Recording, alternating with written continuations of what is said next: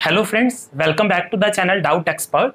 So let's start second chapter fluid pressure and its measurement. तो start करते हैं अपने स्टैटिक फ्लूइड और डायनेमिक फ्लूइड से।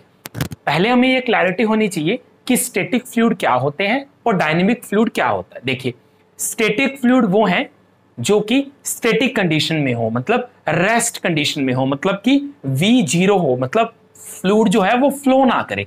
रेस्ट कंडीशन में है, वेलोसिटी जीरो है, ईच पार्टिकल की वेलोसिटी जीरो है। बट डायनेमिक के केस में ऐसा नहीं होता। डायनेमिक में ईच पार्टिकल फ्लो करता है v वेलोसिटी से। अभी अपने ये मान लेते हैं कि पार्टिकल सब इक्वल स्पीड से मूव कर रहे हैं अलोंग द डेप्थ और सबकी वेलोसिटी क्या है, v है। या फिर ये मान लो कि वेलोसिटी जो है वो जीरो नहीं है, कुछ भी है, जीरो नहीं है, मूव कर रहा है, फ्लूइड फ्लो कर रहा है, उसको बोलते हैं डायनेमिक फ्लूइड। अगर अपने को ये समझ आ गया स्टैटिक और डायनेमिक फ्लूइड क्या होते हैं, तो आइए देखते हैं आप प्रेशर से रिलेटेड अपने कुछ अच्छी अच्छी चीजें देखते हैं। किससे रिलेटेड? प्रेशर से रिलेटेड कुछ चीजें पढ़ते हैं। दोस्तों, प्रेशर क्या होता है ये आपको अच्छे से सब पता है। सबको पता है कि प्रेशर को P से रिप्रेजेंट करते हैं और इसका जो फॉर्मूला है वो होता है फोर्स अपॉन में एरिया। ठीक है, मैंने अपने लेक्चर्स के अंदर ये भी आपको बताया था कि प्रेशर एंड स्ट्रेस में क्या फर्क होता है, ये भी मैंने आपको अच्छे से समझाया था कि प्रेशर और स्ट्रेस में क्या डिफरेंस होता है। प्रेशर क्या है? एक एक्सटर्नल क्वांटिटी है। क्या है? एक एक्सटर्नल क्वांटिटी है। बट स्ट्रेस जो है वो एक इंटरनल क्वांटिटी है।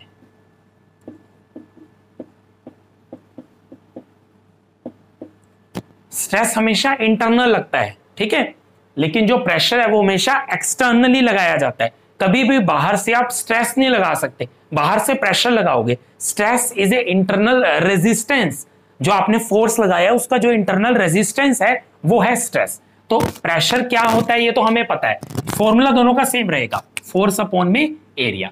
चलिए अब अपने देखते हैं लिक्विड के केस में प्रेशर का रोल क्या है। चलिए आइए देखते हैं।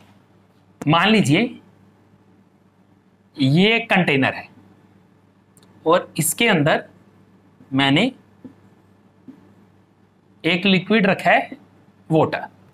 ठीक है जी। अब देखिए, मैं इस पॉइंट पर प्रेशर पता कर रहा हूं कि मेरे इस पर्टिकुलर पॉइंट पर कितना प्रेशर है।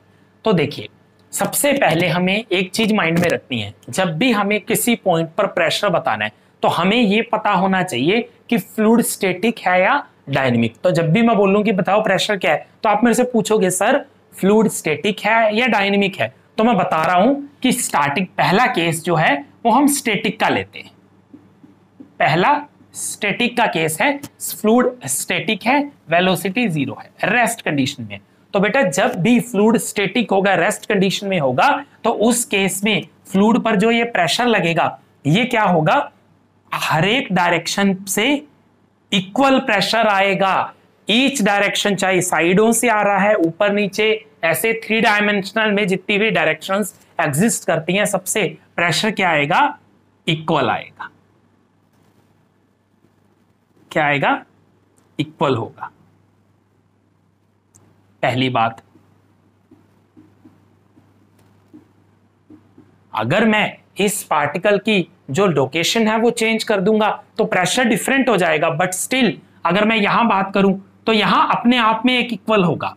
माना उस इक्वल जो वैल्यू है इसकी P है तो ये P डैश होगा, बट हर एक डायरेक्शन से फोर्स प्रेशर क्या होगा, इक्वल होगा। पहली बात। दूसरी बात, जब भी फ्लूइड स्टैटिक होगा, पहला हमने सीखा कि इक्वल प्रेशर एक्ट करेगा। सेकंड हम चीज सीख रहे हैं कि जब भी स्टैटिक फ्लूइड होगा तो प्रेशर हमेशा सरफेस के नॉर्मल लगेगा। कैसे, कहां लगेगा? सरफेस के नॉर्मल लगेगा। अब मेरे को कोई बता सकता है कि प्रेशर जो है वो स्टैटिक फ्लूइड के केस में हमेशा नॉर्मल क्यों होता है? नॉर्मल किसके? नॉर्मल टू द सरफेस के। सरफेस किसकी? पार्टिकल की। इस केस में पार्टिकल हो गया ना, ये पार्टिकल है मान लीजिए, तो इसके ऊपर हर एक जगह से प्रेशर क्या है, नॉर्मल डायरेक्शन में एक्ट करेगा। ऐसे अगर ये सरफेस है तो इसके नॉर्मल एक्ट करेगा। नॉर्मल मतलब परपेंडिकुलर डायरेक्शन में। ठीक है, ये तो पता होगा आपको कि नॉर्मल डायरेक्शन क्या होती है। अब ये देखते हैं कि ऐसा क्यों। अब भाई साइंस है, साइंस में तो हर चीज का, हर सवाल का, हर क्यों का जवाब है साइंस के पास। अब देखिए, अगर प्रेशर इक्वल ना लगे, अगर प्रेशर मान लीजिए इक्वल ना लगे तो क्या होगा। हमें तो पता है कि इक्वल लगेगा और नॉर्मल लगेगा, तो इसको ये अपोज करेगा, इसको ये अपोज करेगा और इसको ये करेगा। अब मान लीजिए ऐसा ना हो, अगर इस केस में क्या हो रहा है, इस प्रेशर को ये बैलेंस कर रहा है, इसको ये बैलेंस कर रहा है, इसको ये, सब प्रेशर एक दूसरे को बैलेंस कर रहे हैं। ये तो मैंने 2D में दिखाया, 3D में भी एक दूसरे को सब बैलेंस कर रहे होते। अगर ऐसा ना हो तो क्या होगा कि एक नेट प्रेशर एक डायरेक्शन में लगने लगेगा, जिस डायरेक्शन में प्रेशर लगेगा पार्टिकल उस डायरेक्शन में मूव कर जाएगा। बट हमने तो ये पहले ही बोल दिया कि फ्लूइड स्टैटिक है। अगर फ्लूइड स्टैटिक है तो पार्टिकल मूव नहीं कर रहा, तो क्या हुआ, इसका मतलब सारा फोर्स क्या है, सब आपस में बैलेंस हो रहे हैं। इसीलिए ये तभी पॉसिबल है अगर प्रेशर क्या लग रहा हो, नॉर्मल टू द सरफेस लग रहा हो। इसीलिए स्टैटिक कंडीशन में प्रेशर हमेशा नॉर्मल टू द सरफेस लगता है और सबका मैग्नीट्यूड भी क्या होगा, बराबर होगा, ताकि सब एक दूसरे को बैलेंस कर पाए। स्टैटिक के केस में समझ आ गया। अब मेरे को सेकंड केस में आप बताएं कि अगर डायनेमिक फ्लूइड होगा, अगर डायनेमिक फ्लूइड है, V0 नहीं है पार्टिकल्स का, इन दैट केस प्रेशर किस डायरेक्शन में लगेगा। दोस्तों एक बात याद रखना, प्रेशर फ्लूइड चाहे स्टैटिक है चाहे डायनेमिक, हमेशा फ्लूइड जो है नॉर्मल टू द सरफेस तो लगेगा ही लगेगा। सर ये तो लगेगा ही। अब इसके अलावा क्या होगा ये देखते हैं। अब क्या है, मान लीजिए ये कोई पार्टिकल है, ये कोई फ्लूइड पार्टिकल है, इस पे मैंने नॉर्मल फोर्स लगा दिया, नॉर्मल प्रेशर लगा दिया, क्योंकि मैंने आपको बोला कि चाहे कोई भी कंडीशन हो, स्टैटिक चाहे डायनेमिक, नॉर्मल तो लगेगा ही। तो अब अपने एक काम करते हैं, नॉर्मल के साथ साथ एक टेंजेंशियल फोर्स भी लगा देते हैं। ठीक है जी, मान लेते हैं कि अगर नॉर्मल लग रहा है और टेंजेंशियल भी लग रहा है, तो देखते हैं क्या होगा। अब क्या है कि जैसे ही टेंजेंशियल फोर्स लगेगा, अब नॉर्मल को तो बैलेंस करने वाला एक था, लेकिन टेंजेंशियल को बैलेंस करने वाला कोई नहीं था, टेंजेंशियल को बैलेंस करने वाला कोई नहीं है। तो नॉर्मल जैसे ही ये टेंजेंशियल लगा, ये पार्टिकल क्या करेगा, ये मूव करने लगेगा।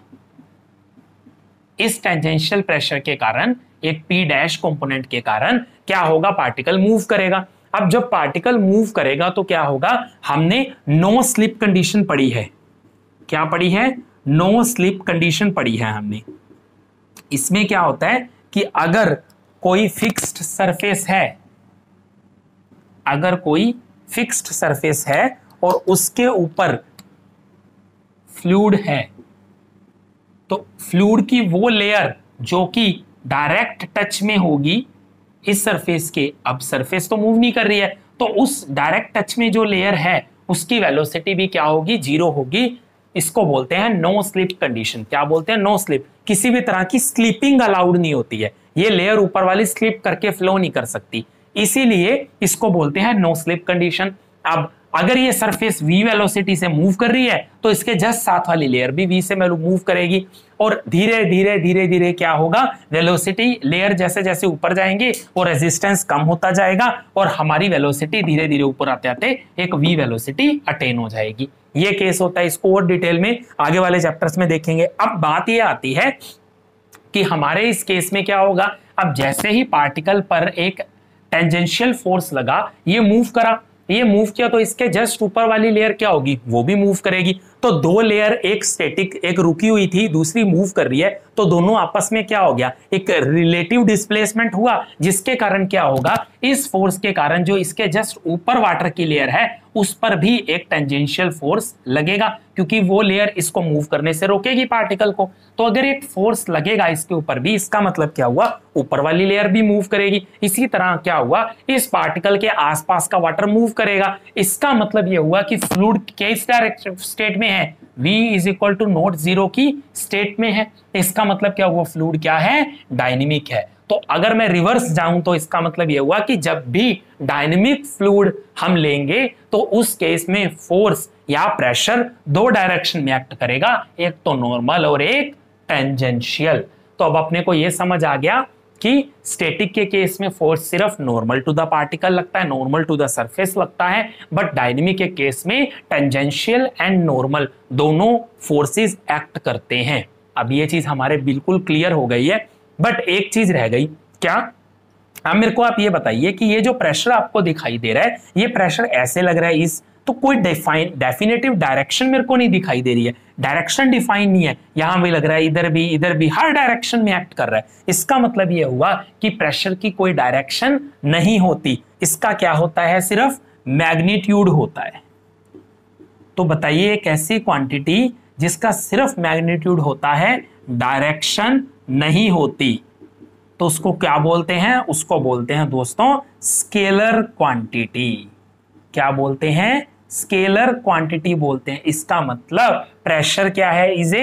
Pressure is a scalar quantity है। प्रेशर एक स्केलर क्वांटिटी है। ये एक कौन सी क्वांटिटी नहीं है? ये एक वेक्टर क्वांटिटी नहीं है, क्योंकि इसकी डायरेक्शन नहीं होती। आपको समझ आई ये बात? अच्छे से समझ आई? तो चलिए प्रेशर के बारे में जो मेन चीजें थी वो हमने पढ़ ली हैं। अब हम देखते हैं कि प्रेशर की यूनिट क्या होती है। आइए तो सर आइए देखते हैं अब प्रेशर की यूनिट कौन कौन सी होती है। सबसे पहली यूनिट होती है इसकी, अब प्रेशर का फॉर्मूला क्या है? पहले तो ये देखो, pressure is equal to force upon area. Force की यूनिट है newton, area metre square. General की बात कर रहे हैं बिल्कुल। तो 1 न्यूटन पर मीटर स्क्वायर, इसको बोलते हैं पास्कल। पास्कल एक साइंटिस्ट थे जिन्होंने पास्कल्स लॉ दिया था। पास्कल्स लॉ क्या होता है ये भी पढ़ेंगे अपने इसी चैप्टर में। अभी ये समझ आ गया कि पास्कल जो है किसको बोलते हैं? 1 न्यूटन पर मीटर स्क्वायर को बोलते हैं पास्कल। अब अगर मैं एरिया मीटर में ना मेजर करके mm स्क्वायर में मेजर करूं, तो 1 न्यूटन पर mm स्क्वायर इसको बोलते हैं मेगा पास्कल। और 1 मेगा पास्कल किसके बराबर है? 10⁶ पास्कल के इक्वल होता है। ठीक है। तीसरी यूनिट है एटमॉस्फेयर, इसको ATM से मेजर रिप्रेजेंट करते हैं। ठीक है, ATM। इसी तरह पास्कल को रिप्रेजेंट करते हैं PA से। ठीक है। अब 1 एटमॉस्फेयर इज इक्वल टू क्या होता है? 101325। ये वैल्यू याद रखिएगा, इंपॉर्टेंट है। 101325 पास्कल के बराबर होता है 1 एटमॉस्फेयर। नेक्स्ट यूनिट है बार। बार से भी रिप्रेजेंट करते हैं 1 बार इक्वल टू 10⁵ पास्कल। ये सब यूनिट्स हैंडी हैं, आप इसको याद रखेंगे, अच्छे से दिमाग में रखेंगे, क्योंकि ये फ्रीक्वेंटली न्यूमेरिकल्स में भी और थ्योरेटिकल क्वेश्चंस में भी ये फ्रीक्वेंटली यूज होती है, इसलिए हम इसको दिमाग में रखेंगे। ठीक है। तो चलिए अब अपने देखते हैं कि फ्लूइड मैकेनिक्स से रिलेटेड बात करें तो प्रेशर कितने टाइप्स के होते हैं, प्रेशर है क्या क्या। तो सबसे जो मोस्ट इंपॉर्टेंट प्रेशर, जो मोस्ट कॉमन है, उसको बोलते हैं एटमॉस्फेरिक प्रेशर। क्या बोलते हैं? Atmospheric pressure.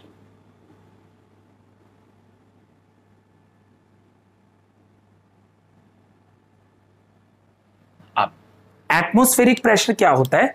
एटमॉस्फेरिक प्रेशर वो प्रेशर है जो कि हमारे आसपास का एनवायरनमेंट, ठीक है, हमारे आसपास का एनवायरनमेंट जो हमारे ऊपर प्रेशर क्रिएट कर रहा है, या हमारे ऊपर क्या, इस पूरे अर्थ के ऊपर जो भी एलिमेंट्स हैं उनके ऊपर एक प्रेशर क्रिएट कर रहा है। अब एटमॉस्फेयर में क्या है? एयर, गैसेस, डिफरेंट टाइप की डस्ट, पार्टिकल, बहुत कुछ है।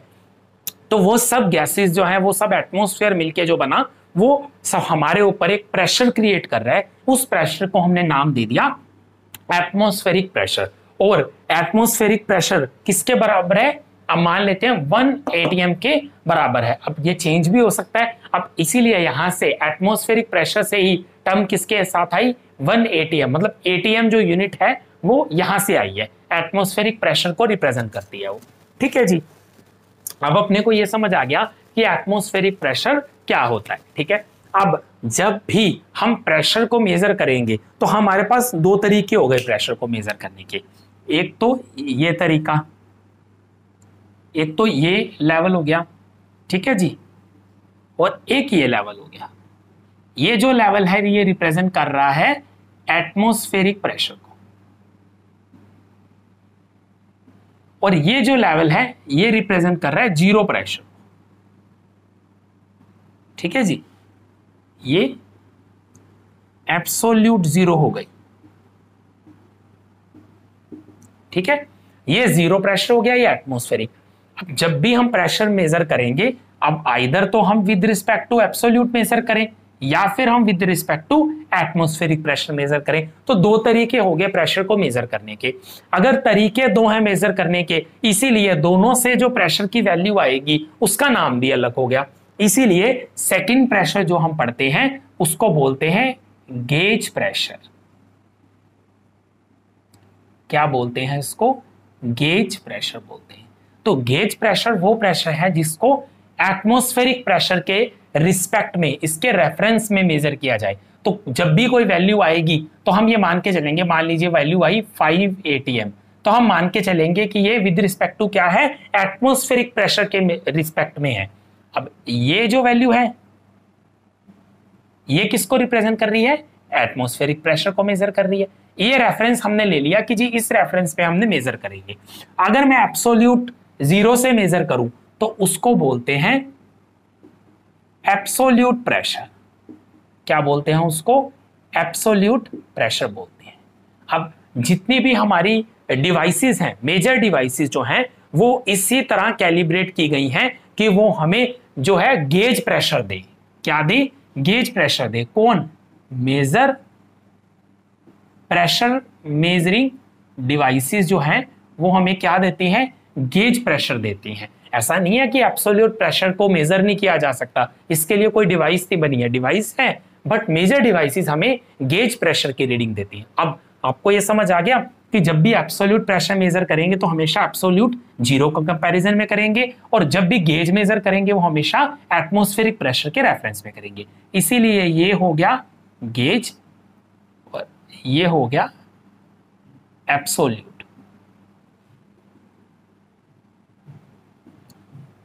ठीक है जी। अब मेरे को एक बात बताइए, अगर मैं एटमॉस्फेरिक प्रेशर से ऊपर जाऊं तो उसको क्या बोलेंगे? गेज बोलेंगे। ठीक है। अगर मैं एटमॉस्फेरिक प्रेशर से नीचे जाऊं, मतलब कि एक ऐसा प्रेशर जिसकी एब्सोल्यूट टर्म में तो कुछ वैल्यू है, लेकिन अगर मैं गेज की बात करूं तो उसकी रीडिंग नेगेटिव आ रही है। मैंने मेजर किया, एक डिवाइस ली मैंने, मान लीजिए ये कोई डिवाइस है, ठीक है, ये कोई ऐसी चीज है, कंटेनर है जिसका हमें प्रेशर मेजर करना है। मैंने यहाँ पर एक प्रेशर गेज लगाया, तो प्रेशर गेज लगा के जो मेरे को गेज का प्रेशर गेज मतलब हो गया एक डिवाइस, मान लो फिलहाल प्रेशर गेज एक डिवाइस है जो कि प्रेशर मेजर करती है। ठीक है, तो गेज लगाया तो रीडिंग जो है वो नेगेटिव आई। पहली बात तो ऐसा पॉसिबल है? क्या ऐसा पॉसिबल है कि रीडिंग गेज नेगेटिव दे दे? हमें नेगेटिव रीडिंग मिल रही है ना, -5 प्रेशर, ऐसा पॉसिबल है? तो बिल्कुल ऐसा पॉसिबल है, बट एब्सोल्यूट टर्म में पॉसिबल नहीं है। अगर आप कहें कि सर एब्सोल्यूट से नीचे जाकर हम नेगेटिव रीडिंग ले रहे हैं, no it's not possible. Minimum जो रीडिंग एब्सोल्यूट टर्म में 0 ही आ सकती है, लेकिन अगर मैं गेज की बात करूं तो yes it's possible to have negative reading. इस नेगेटिव रीडिंग को, इस नेगेटिव प्रेशर को बोलते हैं दोस्तों वैक्यूम प्रेशर।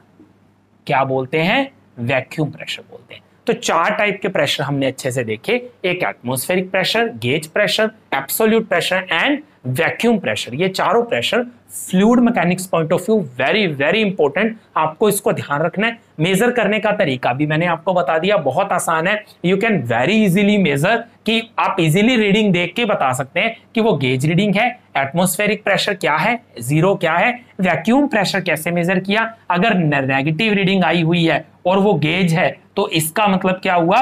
वो वैक्यूम प्रेशर है। क्या है? वैक्यूम प्रेशर है। सिंपल, अब आपको समझ आ गया। अब हम देखेंगे कि डिफरेंट डिवाइसेस कौन कौन से हैं जिससे हम कौन से डिवाइस से कैसा प्रेशर मेजर कर सकते हैं। ठीक है, जैसे कि एटमॉस्फेरिक प्रेशर कैसे मेजर करेंगे, गेज कैसे मेजर करेंगे, वैक्यूम कैसे मेजर करेंगे, एब्सोल्यूट कैसे मेजर करेंगे, इसको हम अच्छे से देखेंगे। आइए देखिए प्रेशर को मेजर कैसे करते हैं डिफरेंट को। एटमॉस्फेरिक प्रेशर को मेजर करते हैं बैरोमीटर से। किससे मेजर करते हैं? बैरोमीटर से। आप ये याद रखिएगा, एसएससी के प्रीलिम्स में, ईएससी के प्रीलिम्स में ये क्वेश्चंस बहुत इंपॉर्टेंट हैं। गेज प्रेशर किससे मेजर करते हैं? मैनोमीटर से। किससे मेजर करते हैं? मैनोमीटर से या फिर बोर्डन गेज से। ये डिवाइसेस हैं कुछ जो कि प्रेशर मेजर करने के काम आती है। एब्सोल्यूट को मेजर करते हैं एनेरोइड बैरोमीटर से, इसको बोलते हैं एनेरोइड बैरोमीटर। हर एक की फंक्शनिंग नहीं देखेंगे हम, जो इंपॉर्टेंट है वो देखेंगे भी कि कैसे मेजर किया जाता है। वैक्यूम को हम मैनोमीटर से ही मेजर कर सकते हैं, इसीलिए मैनोमीटर को मन का मीटर भी बोलते हैं। किसका मीटर? मन का मीटर। जो मन में आए इससे मेजर कर लो, इसलिए इसको मन का मीटर बोलते हैं। ठीक है, ये गैस के प्रेशर को भी मेजर कर सकता है, ये नेगेटिव प्रेशर को भी मेजर कर सकता है, मतलब वैक्यूम प्रेशर को भी और गेज प्रेशर को भी मेजर कर सकता है। ठीक है, अब ये समझ आ गया। अब बात करते हैं कि प्रेशर को मेजर करते हैं तो प्रेशर को मैथमेटिकली कैसे लिखेंगे। कैसे? मैथमेटिकली, क्योंकि आफ्टर ऑल न्यूमेरिकल्स जब भी सोल्व होंगे तो मैथमेटिकली प्रेशर को रिप्रेजेंट करना भी हमें आना चाहिए। ठीक है, तो चलिए देखते हैं। मान लीजिए प्रेशर को P से रिप्रेजेंट किया जा रहा है, तो प्रेशर को लिखते हैं रो जी एच से। किससे बोलते हैं? रो जी एच। रो क्या है यहां पर? Density of fluid. जो फ्लूइड है, जो भी फ्लूइड जिसके अंडर प्रेशर मेजर करना है उसकी density. G is acceleration due to gravity. G h जो है वो है हाइट ऑफ लिक्विड या फ्लूइड। उस पर्टिकुलर पॉइंट पर जहां पर हमें प्रेशर मेजर करना है उसके ऊपर लिक्विड की हाइट कितनी है। मान लीजिए ये कंटेनर है, ठीक है, और इसके अंदर ये फ्लूइड है। अब मेरे को कहा गया कि इस पॉइंट पर बताइए कि प्रेशर की वैल्यू क्या होगी, और ये जो हाइट है, ये हाइट जो है वो है h। ये हाइट मतलब उस पॉइंट से लेकर वाटर की सरफेस तक का जो डिस्टेंस है वो h हाइट होगी। तो P को कैसे लिखा जाएगा? दैट इज रो, इस लिक्विड की डेंसिटी, वाटर है तो रो W into g into H. तो इस पॉइंट पर इतना प्रेशर जो है लग रहा होगा, मतलब उस पॉइंट से लेकर सरफेस तक जो हाइट हुई वो डायरेक्टली हम यहां पर लिख देंगे, हमें प्रेशर की वैल्यू मिल जाएगी।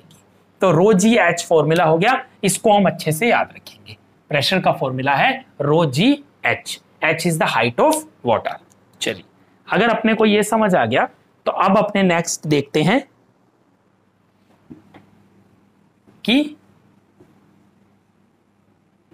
क्या पढ़ेंगे। अब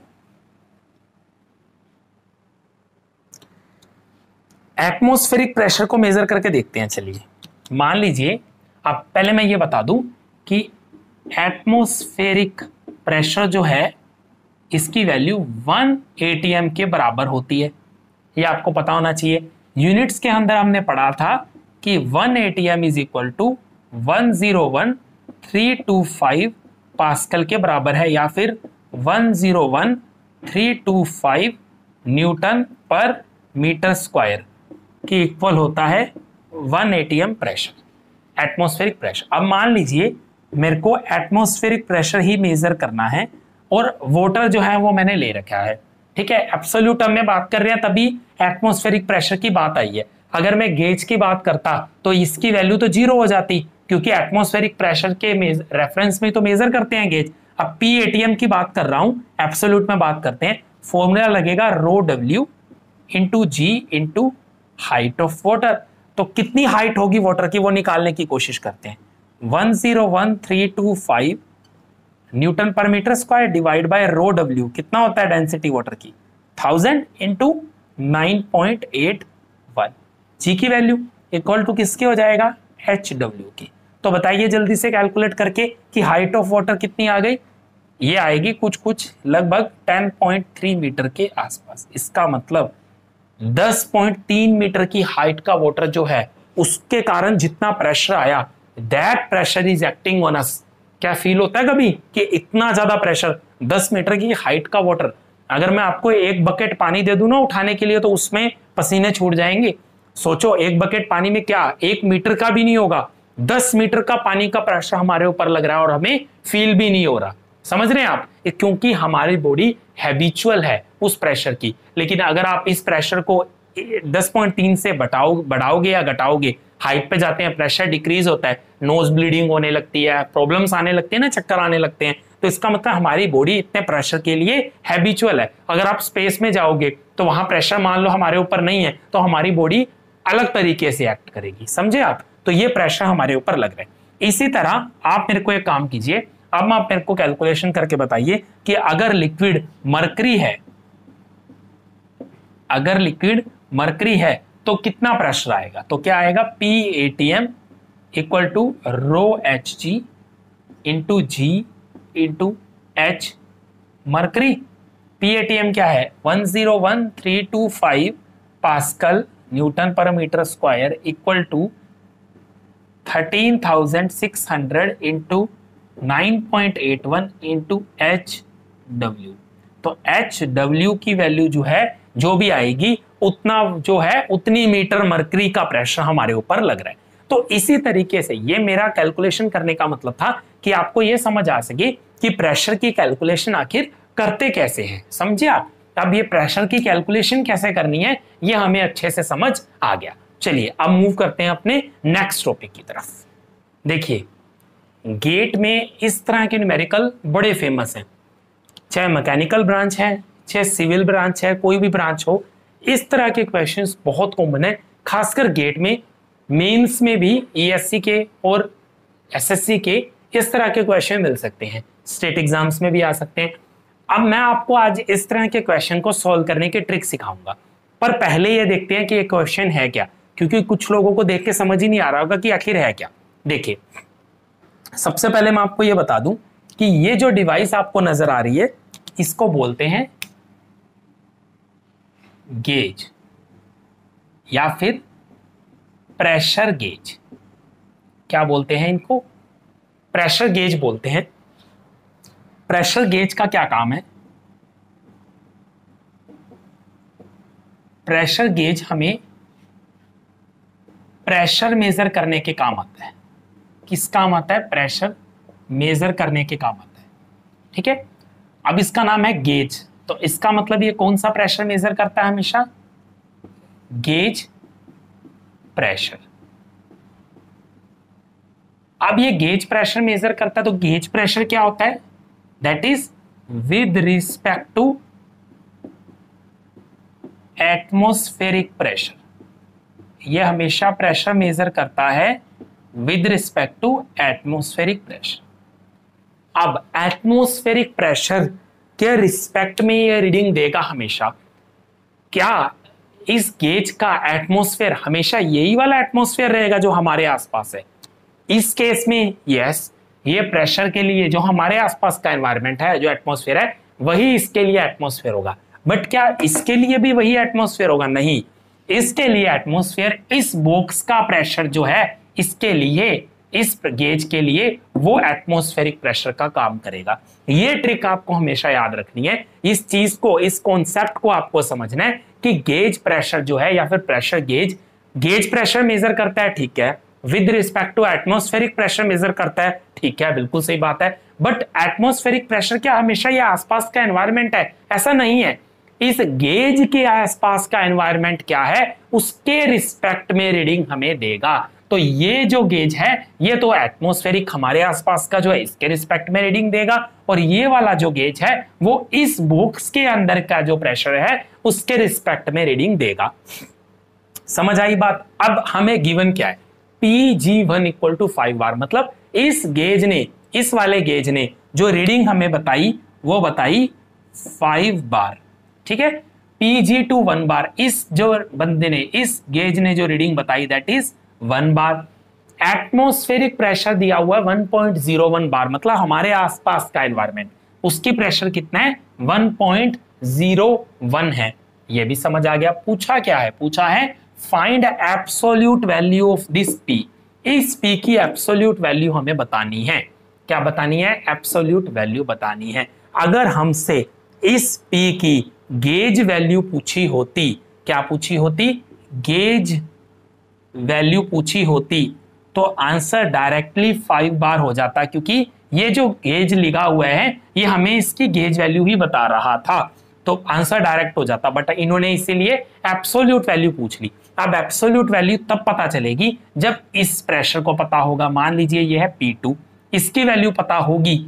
अब ये गेज क्या करता है with respect to atmosphere measure करता है। मान लीजिए एब्सोल्यूट वैल्यू जो है, एब्सोल्यूट वैल्यू ये जो P है ये कितने किसके बराबर हो जाएगी, P2 प्लस गेज रीडिंग। यही तो है। कैसे रिप्रेजेंट करते हैं, लिखिए P absolute is equal to P atmospheric plus P gauge. यही ट्रिक तो हम यूज करते हैं हर बार कि गेज क्या होता है, एब्सोल्यूट माइनस एटमॉस्फेरिक, मतलब एटमॉस्फेरिक पे के रेफरेंस में। तो absolute minus P atmospheric equal to P gauge. यही तो हम पढ़ा है हमने। तो इसका मतलब इस P की एब्सोल्यूट वैल्यू क्या हो गई, P2 प्लस गेज रीडिंग। ये गेज रीडिंग की वैल्यू 5 बार हमें गिवन है। अब बचा ये गिवन नहीं है P2। अब हमें P2 की वैल्यू चाहिए। अब जी P2 की एब्सोल्यूट वैल्यू कैसे पता लगेगी, P2 की एब्सोल्यूट वैल्यू चाहिए। अब हमने देखा गेज रीडिंग G2 की रीडिंग थी, G2 की रीडिंग कितनी है जल्दी बताइए, G2 की रीडिंग है 1 बार। इसका मतलब इस P2 की वैल्यू किसके इक्वल होगी, gauge reading plus atmospheric pressure, क्योंकि इसके बाहर तो एटमॉस्फेयर है। गेज रीडिंग की वैल्यू गिवन है क्या, बिल्कुल गिवन है, कितनी 1 बार।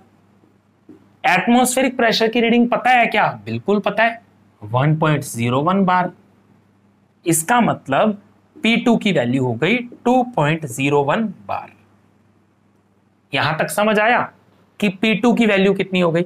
अगर P2 पता है तो P की वैल्यू तो इस फॉर्मूले से आ जाएगी। यहां पर कैसे आएगी, लिखते हैं P इक्वल टू क्या लिखा, P2 plus gauge reading. P2 की वैल्यू है 2.01 बार प्लस गेज रीडिंग कितनी है 5 बार, तो लिखेंगे 5 बार। तो आंसर हो जाएगा 7.01 बार। P की वैल्यू कितनी हो गई, 7.01 बार हो गई। समझ आया, बड़ा सिंपल सा न्यूमेरिकल था। एक बार देखने में टफ लग रहा है, सोचने में टफ लग रहा है, बट एक बार कॉन्सेप्ट माइंड में आ गया कि सिंपल से बात है, एब्सोल्यूट का मतलब है P atmospheric plus gauge reading, and जो गेज है वो अपने एनवायरनमेंट के रिस्पेक्ट में रीडिंग देता है, ना कि हमेशा एटमॉस्फेरिक जो हमारा एटमॉस्फेयर है उसके रिस्पेक्ट में। इसका एटमॉस्फेयर क्या है, ये P2 था, इसके रिस्पेक्ट में इसने रीडिंग दी। बस ये दो कॉन्सेप्ट आपको समझ आ गए तो ये न्यूमेरिकल आप हमेशा कर लेंगे। मैं जब इस लेक्चर को खत्म करूंगा, इस पूरे चैप्टर को खत्म करूंगा, तो उसके साथ में एक डिस्क्रिप्शन जो है मेरा, उसके अंदर एक लिंक प्रोवाइडेड है जिसके अंदर मैंने एक असाइनमेंट आपको सॉल्व करने के लिए दी है। आप उसको सॉल्व करिए। उसमें मैंने इस टाइप का एक न्यूमेरिकल रखा है, आप उसको प्रैक्टिस कीजिएगा तो आपको यह समझ आ जाएगा कि ये कॉन्सेप्ट आपको समझ आया है कि नहीं आया। ठीक है जी, और वो सॉल्व करिएगा। अगर स्टिल आपको इस तरह के न्यूमेरिकल्स में प्रॉब्लम आ रही है तो आप कमेंट करके बताएं, तो इसको हम आपको अलग से इसकी एक और वीडियो बना के इस तरह के 10-15 न्यूमेरिकल सॉल्व करेंगे ताकि ये कॉन्सेप्ट पूरी तरह क्लियर हो जाए। ठीक है, देखते हैं पास्कल लॉ क्या होता है। देखिए, पास्कल लॉ की सबसे इंपॉर्टेंट और मोस्ट, मतलब ये मान लीजिए आप, ये ऐसी प्रॉपर्टी है कि अगर समझ आ जाए, ये कॉन्सेप्ट अगर समझ आ जाए तो इतने न्यूमेरिकल्स में काम आएगी आपके, खासकर गेट के अंदर। गेट के न्यूमेरिकल्स, खासकर जो अगर प्रेशर से क्वेश्चन आया तो पास्कल लॉ जो बेस्ड रहेगा ही रहेगा। आप इनडायरेक्टली पास्कल लॉ को अपनी लाइफ में बहुत यूजुअली यूज कर रहे हो, ठीक है, बहुत ज्यादा यूज कर रहे हो, लेकिन क्या है, हमें पता नहीं होता कि यह पास्कल लॉ है। तो अभी देखते हैं पास्कल लॉ क्या है, आप अपने आप लिंक कर लोगे। चलिए, आप देखिए, ये एक कंटेनर है जिसके अंदर मैंने एक लिक्विड रख दिया। ये लिक्विड फ्री स्टेट में नहीं है। फ्री स्टेट का मतलब ये लिक्विड फ्लो नहीं कर सकता है। ठीक है, ये लिक्विड जो है वो कन्फाइंड है। क्या है, कन्फाइंड है ये। ठीक है, अब कन्फाइंड का मतलब, हर वर्ड का मतलब हमें क्लियर होना चाहिए। कन्फाइंड लिक्विड का मतलब हो गया कोई भी लिक्विड ले रखे, ये जो है ये, इसको बोलते हैं हम प्लंजर। इसको प्लंजर भी बोल सकते हैं। ठीक है, अब हमने क्या किया, एक F फोर्स लगाया इस प्लंजर के ऊपर, ठीक है, इसके ऊपर क्या किया हमने, एक F फोर्स लगाया। तो आप जल्दी से मेरे को बताएं कि प्रेशर का फॉर्मूला क्या होता है। मैंने आपको बताया था दोस्तों, ये प्रेशर होगा, स्ट्रेस नहीं होगा, स्ट्रेस इंटरनल होता है, pressure is a external quantity. F upon में एरिया ऑफ क्रॉस सेक्शन इस पॉइंट का वो है A। तो इतना प्रेशर इक्वल टू मान लीजिए P, ये एक P प्रेशर मैंने यहां लगाया। पास्कल लॉ क्या कहता है, पास्कल लॉ का कहना है कि अगर आप एक लिक्विड पर आपने अगर P प्रेशर लगाया तो वो P प्रेशर इक्वली डिस्ट्रीब्यूट हो जाएगा ईच डायरेक्शन के अंदर। स्टैटिक फ्लूइड है दोस्तों, स्टैटिक फ्लूइड का मतलब बताओ जल्दी से क्या होता है, V इक्वल टू 0, पार्टिकल, हर एक पार्टिकल की, फ्लूइड के हर पार्टिकल की वेलोसिटी 0। तो ये स्टैटिक फ्लूइड है। हमने पढ़ा था, ये भी पता हमें कि हर एक पॉइंट पर इक्वल प्रेशर लगता है। अगर प्रेशर इक्वल लगता है इसका मतलब क्या होगा, प्रेशर ट्रांसमिट भी इक्वली हो जाएगा। ये P प्रेशर जो आपने यहां लगाया ये इक्वली हर डायरेक्शन में, इस सरफेस पर भी P लगेगा, इस पर भी P लगेगा, इस पर भी P लगेगा, हर डायरेक्शन में एक P प्रेशर लगने लग जाएगा दोस्तों। ये चीज है पास्कल लॉ। अब क्या लिखते हैं Pascal law, it states that pressure in a confined fluid, ये कन्फाइंड फ्लूइड हो गया, pressure in a confined fluid, ये P मैंने जो यहां पर एक्सटर्नली लगाया, is transmitted equally to the whole surface of its container, अपने कंटेनर की होल सरफेस पर, हर एक सरफेस पर, ये जो सरफेस दिखाई दे रही है होल सरफेस पर इक्वली ट्रांसमिट हो जाएगा। That is pascal law. चलिए अब पास्कल लॉ की मैं आपको एक बेस्ट एग्जांपल देता हूं, ठीक है। मान लीजिए ये मैंने एक सिस्टम लिया, इसके अंदर ये भी प्लंजर है, ये भी प्लंजर है, ये भी, ये चारों प्लंजर कह लीजिए, इसको आप पिस्टन भी बोल सकते हैं, ठीक है। पिस्टन की अरेंजमेंट है, ये पिस्टन लगे हुए हैं चारों। ये आप वर्टिकल में मत समझिए, ये समझिए ये अरेंजमेंट एक फ्लोर पर रखी हुई है, ठीक है। ये बोर्ड एक फ्लोर है, उसके ऊपर ये रखी हुई है, ये हाइट नहीं है, सिर्फ सेम एलिवेशन पर है।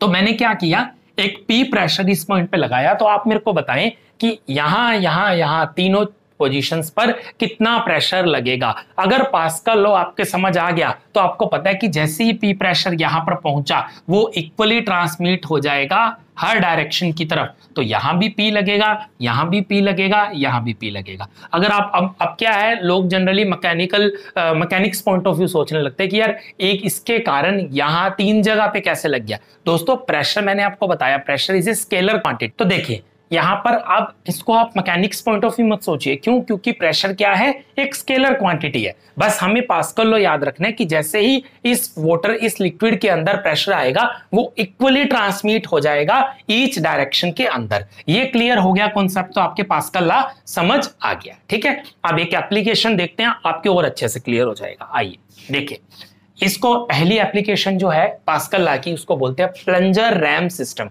क्या बोलते हैं, प्लंजर रैम सिस्टम। प्लंजर कौन सा पार्ट है, वो देखिए, ये एक मैंने मैकेनिज्म आपको शो किया है। इसके अंदर ये जो कॉलम है इसका एरिया जो है वो कम है as compare to this one. इस कॉलम का एरिया ज्यादा है, इसलिए मैंने डाया डी ले लिया, इसका डाया स्मॉल डी ले लिया। Where small bigger D, capital D is greater than small D, ठीक है। तो अब ये एरिया कम है, ये ज्यादा है, ये समझ आया। तो प्लंजर वाले का एरिया कम रहेगा, रैम वाले का, इस पोर्शन को बोलते हैं रैम, इसका एरिया ऑफ क्रॉस सेक्शन ज्यादा रहेगा। अब हमने क्या किया, एक एक्सटर्नली फोर्स लगाया F। जैसे ही आपने एक F फोर्स लगाया तो एक स्मॉल P प्रेशर क्रिएट हो गया, that is F upon π/4 d², ये हो गया। अब हमें पता है पास्कल लॉ क्या कहता है कि ये प्रेशर इक्वली ट्रांसमिट हो जाएगा। तो ये पूरे लिक्विड में P प्रेशर हो गया, तो वो P प्रेशर यहां लगने लगा। अब जैसे ये P प्रेशर यहां लगा तो स्मॉल p इंटू ए करेंगे तो इक्वल टू क्या हो जाएगा, F डैश, इस पे ऊपर लगने वाला फोर्स F डैश होगा, ऊपर F फोर्स लगेगा, तो small p into π/4 into d² is equal to F dash. Small p क्या है, F divide by π/4 into small d² into π/4 capital d² is equal to F dash. तो F dash की value हो जाएगी F into d² upon small d²। इसका मतलब आप मेरे को ये बताएं, कैपिटल डी जो है वो बड़ा है, इसका मतलब जितना ज्यादा ये क्रॉस सेक्शनल एरिया होगा इसके कंपैरिजन में जितना ज्यादा क्रॉस सेक्शनल एरिया होगा उतना ज्यादा ये फोर्स F होगा। अब आप इसका मतलब क्या हुआ, अब इसका मतलब ये सिस्टम मैकेनिज्म ऑटोमोबाइल्स में बहुत यूज होता है। कैसे, मान लीजिए ये यहां पर एक कार रखी है,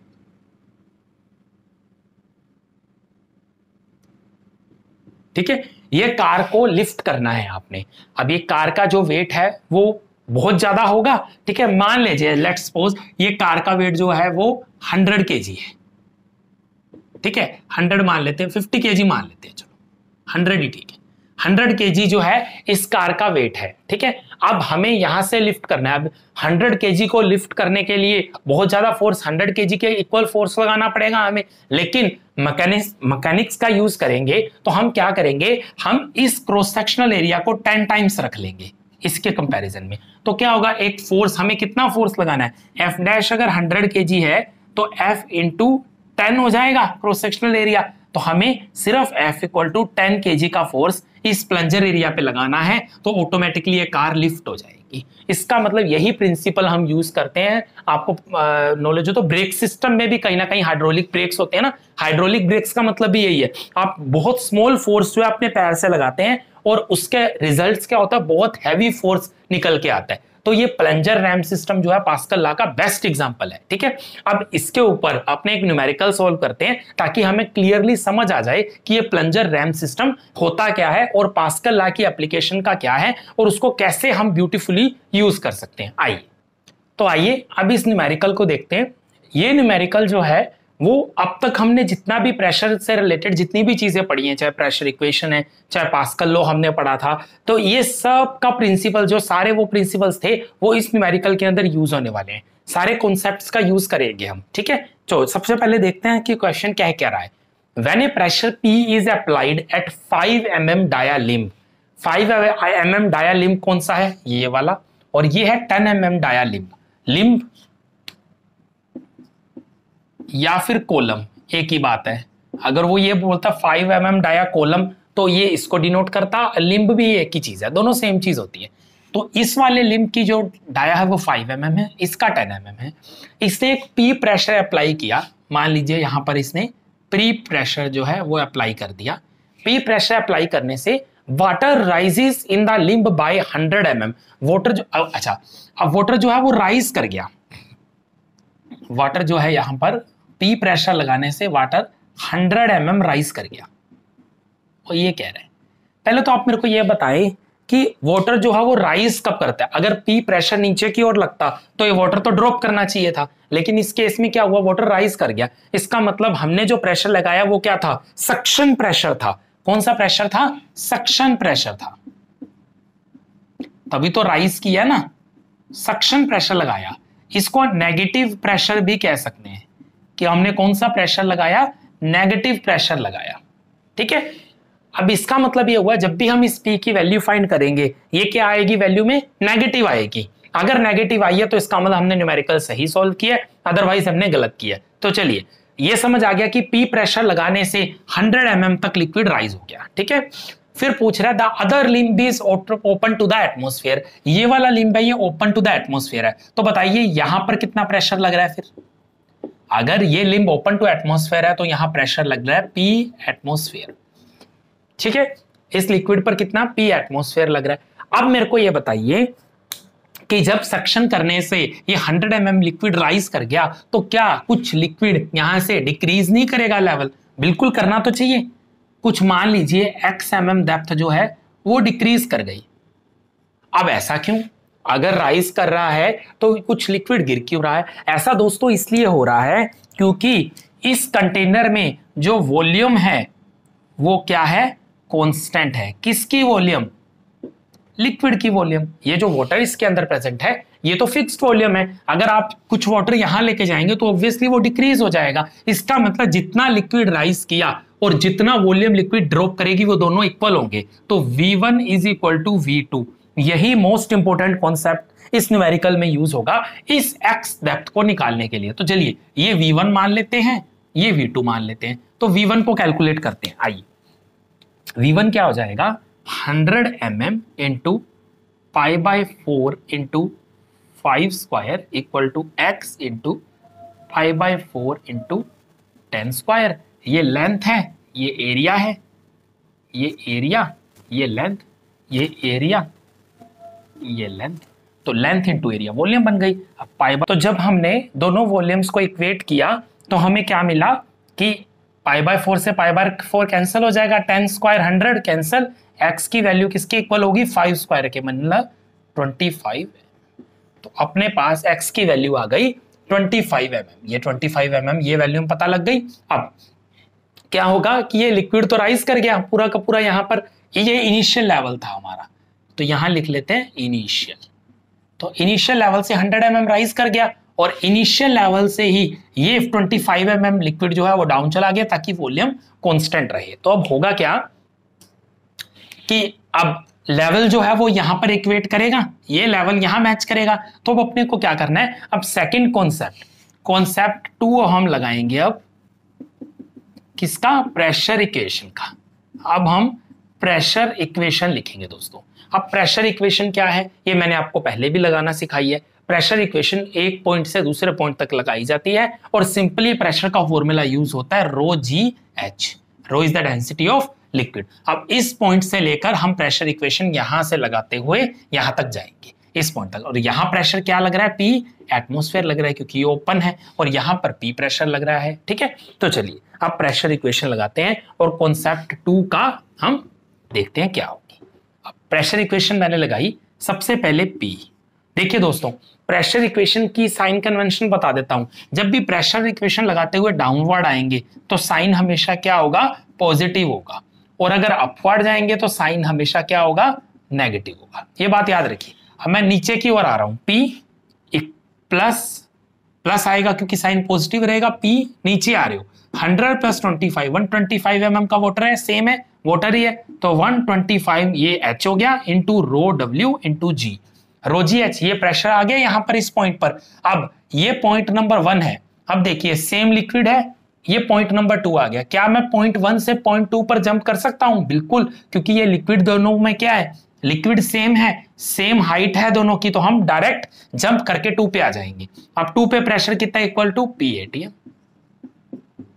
simple, equal to direct P ATM लिख दिया हमने। तो ये होगी प्रेशर इक्वेशन। अब P माइनस पी एटीएम किसके इक्वल हो जाएगा, minus of 125 rho W g के।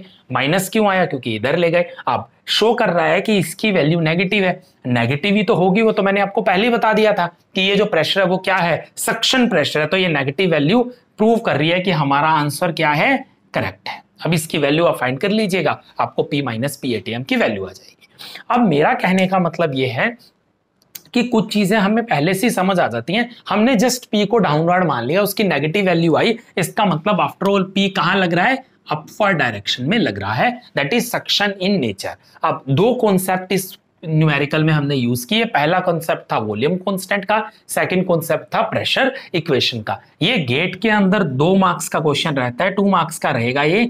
2 मार्क्स का जब भी क्वेश्चन आएगा 2 नंबर का, इसके अंदर अपने को एक चीज याद रखनी है बेटा कि 2 कॉन्सेप्ट जो है हमेशा न्यूमेरिकल में लगेंगे। जब भी 2 मार्क्स का क्वेश्चन मींस 2 कॉन्सेप्ट यूज होंगे। फर्स्ट कॉन्सेप्ट से जो भी डेटा आएगा, एक्स की वैल्यू जो आई, उसको यूज करोगे आप कॉन्सेप्ट 2 के अंदर। ये फंडा है गेट के क्वेश्चन को सोल्व करने का। मैं गेट पे एक स्पेशल मैं वीडियो बनाने जा रहा हूं जिसके अंदर हम ये चीज देखेंगे कि कितने टाइप के क्वेश्चन गेट के अंदर आते हैं और हर एक क्वेश्चन के अंदर क्या जो कॉन्सेप्ट है वो यूज होने वाला है, ताकि हमारा जो माइंड है वो ट्रेंड रहे।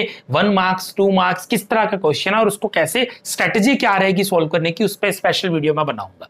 अभी फिलहाल ये जो क्वेश्चन है न्यूमेरिकल हमें समझ आ गया। अब इसी तरीके के और भी क्वेश्चन जो है हम सोल्व करेंगे प्रेशर इक्वेशन से रिलेटेड, ताकि आपके जो थ्योरेटिकल कॉन्सेप्ट्स हैं वो न्यूमेरिकल के थ्रू इजीली समझ आ जाएं आपके। ठीक है, तो चलिए मूव करते हैं अब प्रेशर मेजरिंग डिवाइसेस की ओर। आइए, तो सर हम अब देखेंगे प्रेशर मेजरिंग डिवाइसेस में सबसे पहले बैरोमीटर क्या होता है। मैंने आपको पहले भी बताया, barometer is the device which is used to calculate atmospheric pressure. If we have to find atmospheric pressure then we will use barometer. अच्छा जल्दी से बताइए, अगर एब्सोल्यूट प्रेशर मेजर करना हो तो कौन सी डिवाइस यूज करते हैं, एनेरोइड बैरोमीटर यूज करते हैं। तो बैरोमीटर के अंदर मैंने ये भी बताया था कि कौन सा लिक्विड यूज होता है बैरोमीटर के अंदर प्रेशर मेजर करने के लिए, दिस इज मर्करी। बैरोमीटर के अंदर कौन सा लिक्विड यूज हो रहा है, मरकरी यूज हो रहा है। ठीक है, अब ये भी देखेंगे कि अपने क्यों मरकरी ही यूज करते हैं। चलिए ये जो एपरेटस है ये है बैरोमीटर, इसको हम टोरसेलीज एपरेटस भी बोलते हैं। टोरसेली एक साइंटिस्ट था जिसने कि बैरोमीटर को बनाया था और एटमॉस्फेरिक प्रेशर को मेजर किया था, ठीक है। इसीलिए प्रेशर की एक यूनिट टोर भी होती है, ये ज्यादा फ्रिक्वेंटली यूज नहीं होती। प्रेशर की बहुत सी यूनिट है, एक TORR टोर, ये भी एक प्रेशर की यूनिट है, बट ये ज्यादा फ्रिक्वेंटली पढ़ते नहीं है। अगर आपको कहीं न्यूमेरिकल में दिखे तो बस उस यूनिट को याद कर लीजिएगा। चलिए अब देखिए, ये मरकरी है, ये एक इन्वर्टेड ट्यूब है जो कि मैंने इसमें इंसर्ट की। जैसे ही मैंने इंसर्ट किया कुछ लिक्विड, कुछ मरकरी राइज कर गई है। मान लीजिए मरकरी राइज किया है हाइट h से। ये जो है ये एक कॉटन प्लग है जो कि हमने लगाया है। इसका यूज क्या है मैं बाद में बताऊंगा। ये C पॉइंट है टॉप का, ये B पॉइंट, ये D पॉइंट। अब मेरे को जल्दी से बताओ कि D पॉइंट पर प्रेशर क्या होगा, जल्दी से जल्दी फटाफट बताओ कि प्रेशर एट D क्या होगा। क्या होगा? P एटमॉस्फेरिक होगा। क्या होगा? P atmospheric. क्यों? क्योंकि ये तो एटमॉस्फेयर के कांटेक्ट में है। बट हमने प्रेशर इक्वेशन के अंदर अच्छे से पढ़ा है कि D पॉइंट और B ये तो सेम लेवल पर है, दोनों देखो सेम लेवल पर है ना, और लिक्विड भी सेम है, मरकरी है। तो इसका मतलब ये हुआ कि PB जो है वो इक्वल होना चाहिए PD के, दैट इज P एटमॉस्फेयर के। इसका मतलब ये हुआ कि मेरे को PB जो है अगर मैं उसका प्रेशर कैलकुलेट कर लूं तो that will be equal to atmospheric pressure. अब PB की वैल्यू फाइंड करते हैं। अब PB को कैसे लिख सकते हैं? PB को अब प्रेशर इक्वेशन का यूज करेंगे दोस्तों। मान लीजिए C पॉइंट पर प्रेशर है PC, C पॉइंट पर प्रेशर PC क्यों है मैं बताऊंगा। PC plus rho g h का फॉर्मूला लगाएंगे, that is rho HG mercury की डेंसिटी into G into height H। ये समझ आया। अब PC क्या है? मान लीजिए मरकरी है, कोई भी लिक्विड है, वो क्या करता है, एक पर्टिकुलर टेम्परेचर पे इसको रखा गया होगा तो इसमें से कुछ फ्यूम्स, कुछ गैसेस निकल रही होंगी मरकरी से, इसको मरकरी फ्यूम्स बोलते हैं। क्या बोलते हैं? मरकरी फ्यूम्स बोलते हैं। इस तरह वो फ्यूम्स यहां पर प्रेजेंट होगी, तो वो फ्यूम्स कुछ प्रेशर लगा रही होंगी C पॉइंट पर, इसको बोलेंगे PC। डाउनवर्ड डायरेक्शन में आ रहा हूं इसलिए पॉजिटिव साइन, रो W into G into H। तो ये B पॉइंट का प्रेशर ये किसके इक्वल होगा? P एटमॉस्फेरिक प्रेशर के इक्वल होगा। अब ये चीज हमें समझ आ गई कि एटमॉस्फेरिक प्रेशर के इक्वल होगा ये। अब हमें ना तो PC की वैल्यू पता है और ना ही हमें H की वैल्यू पता है। H की वैल्यू चलो बैरोमीटर है हम रीड कर लेंगे, H की वैल्यू मेरे को पता लग जाएगी, मरकरी की डेंसिटी मेरे को पता है। बट एटमॉस्फेरिक प्रेशर की एग्जैक्ट रीडिंग पता होने के लिए मेरे को PC की कुछ वैल्यू चाहिए। अब मेरे को कुछ ऐसा करना है कि अगर मैं ऐसा कर दूं कि PC की वैल्यू जो है वो बहुत बहुत कम हो जाए इसके कंपैरिजन में, और ये जो डेंसिटी है ये काफी वैल्यू हाई रहे इसकी, ताकि ये वैल्यू बढ़ जाए और ये कम हो जाए, ताकि मैं इसको नेग्लेक्ट कर पाऊं। क्या कर पाऊं? नेग्लेक्ट कर पाऊं। Then I can find P atmosphere. But वो पूरी तरह एक्यूरेट नहीं होगा, but still near to the accuracy होगा, बहुत कम एरर इसमें आएगी। मेरे को एटमॉस्फेरिक प्रेशर की वैल्यू डायरेक्टली H कैलकुलेट करती मेरे को पता लग जाएगी।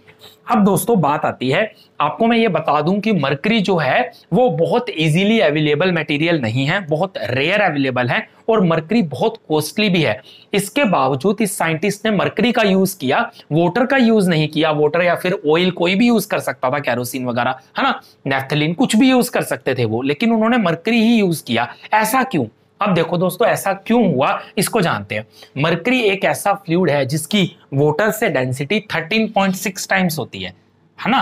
S ऑफ मरकरी जो है वो कितना होता है? 13.6 होता है, मतलब 13.6 टाइम्स वाटर से डेंसिटी ज्यादा होती है। इसका मतलब रो की वैल्यू बहुत हाई है। ये वैल्यू जो है मरकरी के केस में बहुत हाई आएगी, पहली बात। सेकंड नंबर पे मैंने आपको पहले जब मैंने आपको वेपर प्रेशर का कॉन्सेप्ट पढ़ाया था तो मैंने आपको बताया था कि मरकरी का वेपर प्रेशर बहुत कम होता है। यही कारण है कि मरकरी जो है इसका बहुत कुछ पढ़ा था हमने। मरकरी जो है नॉन वेटिंग फ्लूइड है, ये भी हमने पढ़ा था। इसका वेपर प्रेशर बहुत कम था।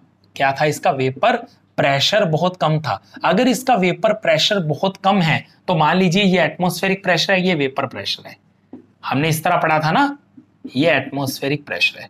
अब ये डिफरेंस जो है, ये गैप बहुत ज्यादा है, ये गैप बहुत हाई है। अगर ये गैप हाई है तो इसका मतलब मरकरी जो है वो इजीली बॉयल नहीं होगी।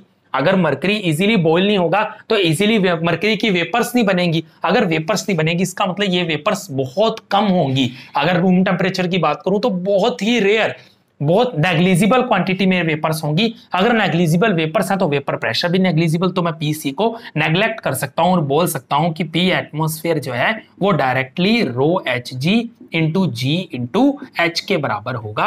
एच जो है वो मेरे को बैरोमीटर रीड करके बता देगा, तो I can directly find atmospheric pressure. तो आपको समझ आया कि क्यों बैरोमीटर के अंदर मरकरी का यूज किया गया, पहला कॉन्सेप्ट। सेकेंड नंबर पे अब बात करते हैं कॉटन प्लग की। दोस्तों कॉटन प्लग जो है यहां पर एक तरह का ऐसा प्लग है, आप मेरे को ये बताएं कि अगर मैं इस कॉटन प्लग को हटा दूं, वैसे ये कॉटन प्लग का मेनली मतलब होता है कि ये किसी भी तरह के मॉइस्चर को एंटर नहीं होने देता, और अगर कोई मॉइस्चर प्रेजेंट भी है तो कॉटन प्लग उसको एब्सॉर्ब कर लेता है, तो इसीलिए एरर नहीं आती है रीडिंग में। अगर मैं इस कॉटन प्लग को रिमूव कर दूं तो आप मेरे को बता सकते हैं कि ये लिक्विड का क्या होगा।